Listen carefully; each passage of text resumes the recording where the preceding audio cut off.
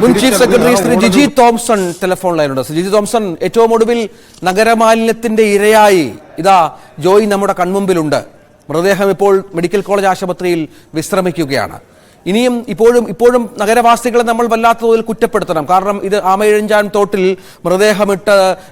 ഈ മാലിന്യങ്ങൾ വലിച്ചെറിയുന്നവരെ. പക്ഷെ അപ്പോഴും ഇതുമായി ബന്ധപ്പെട്ട ഒരുപാട് പദ്ധതികൾ നടപ്പിലാക്കിയ ഒരു സ്ഥലം കൂടിയാണല്ലോ ആമയിഴഞ്ചാൻ തോട്. എന്നിട്ടും അതൊന്നും കാര്യക്ഷമമായി നടപ്പിലായില്ല.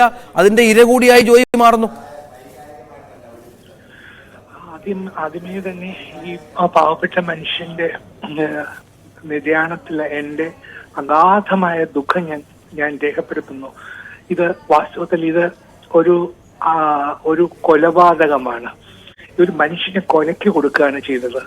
എന്തൊരു പാവപ്പെട്ട മനുഷ്യനെ അവർ കൊലയ്ക്ക് കൊടുക്കുന്നു. കാരണം നമ്മുടെ എല്ലാവരുടെയും അനാസ്ഥ, നമ്മൾ കാണിക്കുന്ന അനാസ്ഥയ്ക്ക് ബലിയാടായ ആളാണ് ജോയ്. ഈ ഒരു മനുഷ്യൻ ഇത്രയും വലിയ യുദ്ധകാല അടിസ്ഥാനത്തിൽ അവിടെ ഇപ്പൊ 2 ദിവസമായിട്ട് ക്ലീനിങ് നടക്കുന്നു. ഈ ക്ലീനിങ് നടക്കാൻ ഒരു മനുഷ്യന്റെ ജീവൻ പൊലിയേണ്ടിയിരുന്നോ? ഇതാണ് നമ്മൾ ചോദിക്കേണ്ട ചോദ്യം. ഇതിനു മുമ്പ് ഇത് കണ്ടില്ലേ?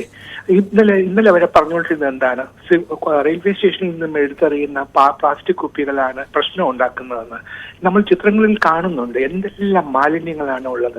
ചാക്ക് കണക്കിനാണ് മാലിന്യങ്ങൾ എടുത്തു മാറ്റുന്നത്. 2015 ഇത് ചെയ്തപ്പോഴും ഞങ്ങൾ കണ്ടതാണ്. ഈ ഇറച്ചി കച്ചവടക്കാര് അവരുടെ കടയിലെ ഉച്ചിഷ്ടങ്ങളെല്ലാം പന്നി ഫാമിന് വിൽക്കും.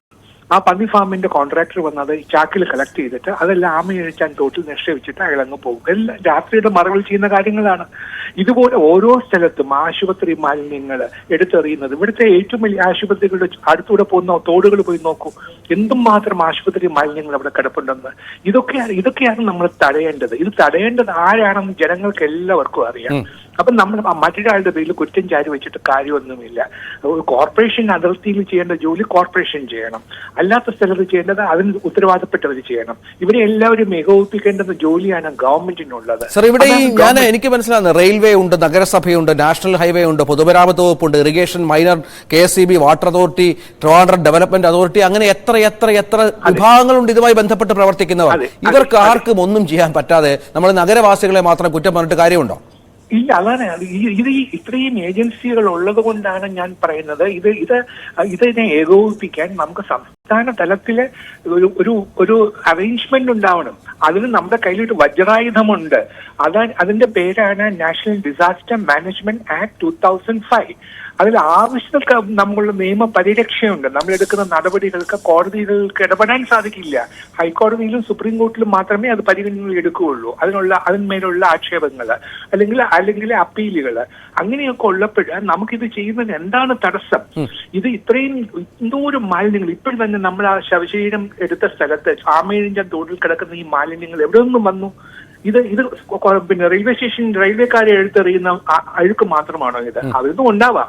പക്ഷെ ഇതിന്റെ 90% ആ മാലിന്യങ്ങൾ വന്നിരിക്കുന്നത് അല്ലാതെ ജനങ്ങൾ എടുത്തെറിയുന്ന മാലിന്യങ്ങളും ഞാൻ നേരത്തെ പറഞ്ഞതുപോലെ ഇവിടുത്തെ വലിയ വലിയ സ്ഥാപനങ്ങളും പിന്നെ കച്ചവടക്കാരും ഒക്കെ കൊണ്ട് താങ്കൾ ചോദിച്ച ഈ ചോദ്യം അല്പം മുമ്പ് ബഹുമാനപ്പെട്ട മുൻ മന്ത്രി ആന്റണി രാജുവിനോട് ചോദിച്ചപ്പോൾ, ഈ റെയിൽവേയെ കുറ്റപ്പെടുത്തി അദ്ദേഹം സംസാരിച്ചു തുടങ്ങിയപ്പോൾ ഞാൻ ചോദിച്ച ചോദ്യത്തിന് അദ്ദേഹം ഫോൺ കട്ട് ചെയ്ത് എനിക്ക് സംസാരിക്കാൻ താല്പര്യമില്ല എന്ന് പറഞ്ഞ് അദ്ദേഹം ഓടിപ്പോയി.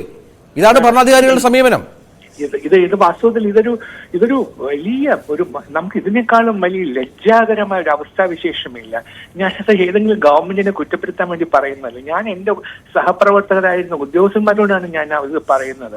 അവര് ഇതിനകത്തൊക്കെ ഇത് നോക്കൂ, ഒരു ആത്മാർത്ഥമായിട്ടുള്ള ഒരു സമീപനം വേണം. നിർഭാഗ്യവശാല് അതില്ല എന്ന് പറയേണ്ടിയിരിക്കുന്നു. കാരണം ഇത് ഒന്നാം ഞാൻ ഇന്നലെ തന്നെ ഏതോ ചാനൽ ചർച്ചകളിൽ ഞാൻ പറഞ്ഞു. കാരണം ഇതൊരു ഗ്ലാമറസ് ജോബ് അല്ലല്ലോ. അപ്പൊ അതുകൊണ്ട് ഇതൊന്നും ചെയ്യാൻ ആർക്കും ഇഷ്ടമല്ല.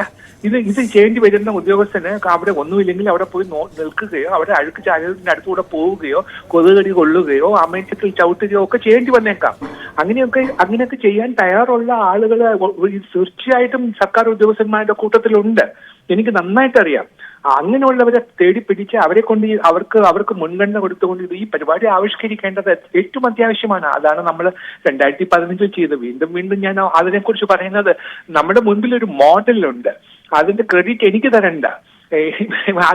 അത് ചെയ്ത ഒരുപാട് ഉദ്യോഗസ്ഥന്മാരുണ്ട്. അതിന്റെ പിന്നിൽ എത്ര പേരാണ് കിടന്ന് കഷ്ടപ്പെട്ടത്. എന്റെ തഹസിൽദാർ ശശികുമാറിന് തലയ്ക്ക് മുറിവേറ്റു. വേറെ കുറെ പേര് മോഹാലിസ്യപ്പെട്ട് വീണു. ഒരു കോൺട്രാക്ടറുടെ തൊഴിലാളികൾ അവിടെ മോഹാലിസ്യപ്പെട്ട് വീണു. പിന്നെ അവസാനം വേറൊരു കോൺട്രാക്ടർ വിനോദ് എന്ന് പറഞ്ഞ ഒരാൾ അദ്ദേഹത്തിന്റെ തൊഴിലാളിയും കൊണ്ടാണ് യന്ത്രക്കൈകൾ ഉപയോഗിച്ച സാധനം വലിച്ചു മാറ്റിയത്. അന്ന് 700 ലോഡ് സാധനങ്ങൾ അഴുക്കാണ് നമ്മൾ റെയിൽവേ സ്റ്റേഷന്റെ അടിയിൽ നിന്നും എടുത്തു മാറ്റിയത്. അപ്പൊ പിന്നെയും ഇത് എങ്ങനെ വരുന്നു? ഇപ്പോഴും വേണമെങ്കിൽ നോക്കൂ, നിങ്ങൾക്ക് എന്റെ റിക്വസ്റ്റ് ആണ്, ന്യൂസ് 18ന്റെ ഫോട്ടോഗ്രാഫേഴ്സിനോട് പറയൂ, ക്യാമറാമാൻമാരോട് പറയൂ, തിരുവനന്തപുരം നഗരത്തിലെ ഓടകളെല്ലാം ഒന്ന് ഒരു ഓട്ട പ്രദർശനം നടത്തൂ, എവിടെയൊക്കെ എന്തൊക്കെ കിടക്കുന്നു എന്നുള്ളത്. അപ്പൊ ഇതൊക്കെ നമ്മുടെ കൺമുൻപിലാണ് കാണുന്നത്. അങ്ങനെ കാണുമ്പോൾ നമ്മൾ അതൊക്കെ നിഷേധിച്ചിട്ട് ഇതിന് മറ്റാരുടെങ്കിലും തലയിൽ ഇത് കെട്ടിവെക്കുന്നത് ഒരിക്കലും ആശാസ്യകരമായ ഒന്നല്ല. അതൊരു നല്ല ഭരണാധികാരിക്ക് ചേർന്നതല്ല. നമ്മുടെ കുറവ് കണ്ടെത്തി മറ്റുള്ളവർ ചൂണ്ടിക്കാണിച്ചാൽ അത് അംഗീകരിക്കാൻ തയ്യാറാവണം. അതിന്റെ ഉത്തരവാദിത്വം നമ്മൾ ഏറ്റെടുക്കണം. അതിന്റെ ധാർമ്മികമായ ഉത്തരവാദിത്വം ഈ പറയുന്ന എല്ലാവർക്കും ഉണ്ട്. അതിന് പിന്നെ എന്ത് ചെയ്യണം എന്നുള്ളതൊക്കെ അവര് തന്നെ സ്വയം തീരുമാനിക്കട്ടെ. കാരണം ഈ കാലത്ത് ധാർമ്മികതയും ഒന്നും ഇല്ലല്ലോ.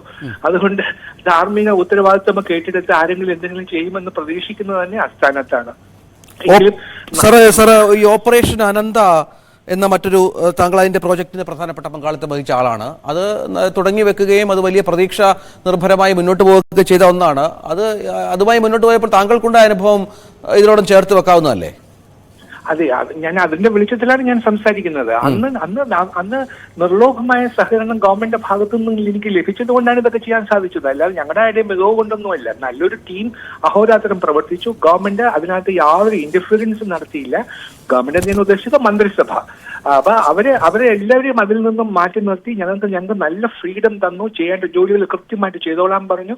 ആഴ്ചയിൽ ഒരിക്കലും ചീഫ് മിനിസ്റ്ററിനെ ഞങ്ങൾ അത് ധരിപ്പിച്ചു. അങ്ങനെയാണ് അത് കാര്യങ്ങൾ പോയത്. ഇവിടെ അങ്ങനെ ഒരു ഏർപ്പാട് ഉണ്ടാവണം. കാരണം ഇത് ഈ ഗവൺമെന്റ് എന്ന് പറയുന്നത് മന്ത്രിമാര് മാത്രമല്ലല്ലോ. ഗവൺമെന്റ് എന്ന് പറയുന്നത് മുഖ്യമന്ത്രി മുതലുള്ള ക്യാബിനറ്റിലുള്ള മന്ത്രിമാരും ഉദ്യോഗസ്ഥ വൃന്ദവും വില്ലേജ് ഓഫീസർ, വില്ലേജ് അസിസ്റ്റന്റ് വരെയുള്ള ഉദ്യോഗസ്ഥന്മാരും എല്ലാം കൂടി ചേരുന്നതാണ് ഈ ഭരണയന്ത്രം. അത് ചലനാത്മകമാക്കണമെങ്കിൽ അതിന് നേതൃത്വം കൊടുക്കുന്ന ഉദ്യോഗസ്ഥന്മാര് അതിന് മുന്നിട്ടിറങ്ങണം. അതാണ് ഞാൻ പറയുന്നത്. അത് ചെയ്യാനുള്ള അവസരം അവർക്ക് ഉണ്ടാക്കി കൊടുക്കണം. അപ്പൊ അവര് പറയും, ചിലരൊക്കെ എന്നോട് രഹസ്യമായിട്ടെങ്കിലും പറയുന്നുണ്ട്, സാറേ നമുക്കൊന്നും ചെയ്യാൻ പറ്റില്ല, ഇത് ചെയ്യുന്നതൊന്നും അവർക്കൊന്നും ഇഷ്ടാവില്ല, ഇങ്ങനെയാ പറയുന്നത്. ഒരു ഇനിഷ്യേറ്റീവ് എടുക്കാനായിട്ട് അവർക്ക് അനുവാദം കൊടുക്കണം. അങ്ങനെയൊക്കെ ഇത് ചെയ്യാൻ പറ്റുള്ളൂ. അപ്പൊ അല്ലാതെ ഇത് പിന്നെ ഏതെങ്കിലും ഒരു മന്ത്രി ഇതിന് ചുമതല ഏൽപ്പിച്ചാൽ എന്ത് ചെയ്യാൻ പറ്റും മന്ത്രിക്ക്? ഇന്നലെ ഞാൻ ഈ കാര്യം പറഞ്ഞതാണ്. കാരണം ഈ ആക്ട് അനുസരിച്ച് നടപടി എടുക്കേണ്ടത് ഉദ്യോഗസ്ഥന്മാരാണ്, അല്ലാതെ മന്ത്രിമാരല്ല. അതുകൊണ്ട് തന്നെയാണ് പറയുന്നത് അത് നമ്മൾ ഇഫക്റ്റീവായിട്ട് ഉപയോഗിക്കണം. ഇങ്ങനെ ഇവിടെ ഇത്രയും അഴുക്കവിടെ കൂടി കിടന്നാല് അതിനെതിരെ നടപടിയെടുക്കണം.